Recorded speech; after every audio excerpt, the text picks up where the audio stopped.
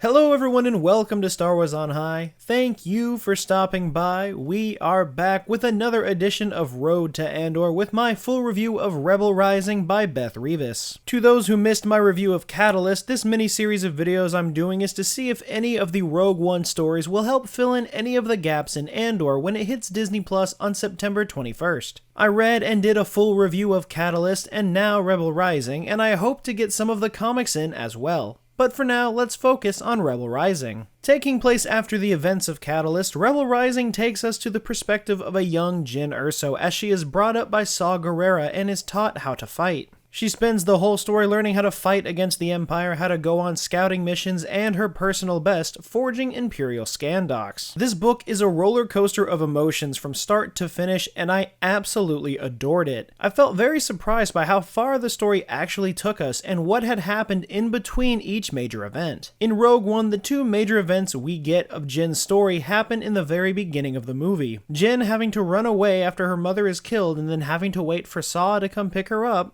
and when she is rescued from the Wobani labor camp. But in between those two events is a long, winding story that really shows that Jyn never got a break. The first third of the book focuses on Jyn's time with Saw, and it's amazing. We really get to see just how unhinged Saw really was, and the lengths that he would go to keep Jyn's true identity a secret from those he worked with. And I felt very surprised when the book went past Saw leaving Jyn in a bunker and telling her to wait until morning. That is where I initially expected the book to end, but there was still 2/3 of the book left by that point. Even after that, there was never a dull moment. The entire time Jyn is bouncing from planet to planet, having to deal with rebels and the Empire and getting caught. Quite a bit. Most of the book consisted of Jyn running across a rebel recruiter. She would then end up making fake scan docs for them. The rebel would be found out and the Empire would arrest Jyn, only to offer her freedom if she could fake other documents or even credits for them. This happens constantly throughout the book, and while it may seem like lazy writing, repeating the same trope about 3 or 4 times, I felt that it was kind of perfect. Only because we know that Jyn is on the run and she wants no involvement with either the rebellion or the Empire in any manner. But at the end of the day, she still needs credits to survive, and her training with Saw would only go so far before she reached a point where credits would be the only answer. It also makes sense that all of these encounters happen because it helps establish the list of all of Jyn's crimes against the Empire that we hear about in Rogue One. If anything, she's got to be one of the luckiest characters in Star Wars to go through this many encounters without being straight up killed. Another great aspect of this book is that every few chapters we switch to an intermission chapter, detailing the 6 months that Jyn spent in the Imperial labor camp when she went by the name Lyanna Halleck. Each time break goes through 1 month, and there's 6 in total, and they're all truly heartbreaking. There's always something terrible happening, and as you start to read it, you start to pick up on the sense of dread and entrapment. I at times felt like I was there and that I would never escape. It's really scary to see how good writing can do that to you.